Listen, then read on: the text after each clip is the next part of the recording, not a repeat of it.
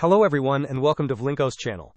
In today's video, I will guide you through fixing the RPC server is unavailable error on Windows 11. And now, let's get started.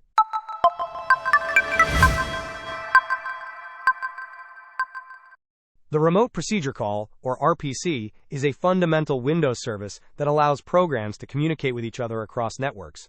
When this service encounters issues, you might see the RPC server is unavailable error message.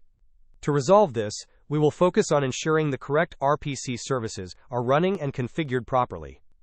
First, let us access the Services Manager.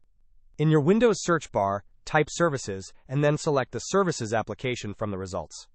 Once the Services window opens, scroll down the list of services until you find Remote Procedure Call, RPC.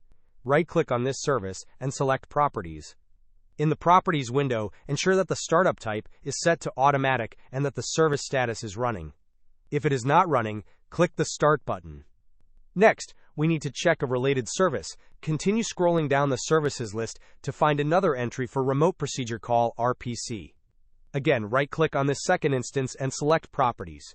This one also needs to have its startup type set to automatic and its service status set to running. If it is stopped, click the Start button to initiate it. Finally, we will verify the RPC Endpoint Mapper service. Locate the RPC Endpoint Mapper service in the list. Right-click on it and select Properties. Just like the previous two, confirm that the startup type is set to automatic and that the service status is running. If it is not running, click Start.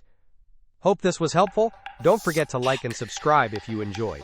As always, thanks for watching and I will see you in the next video.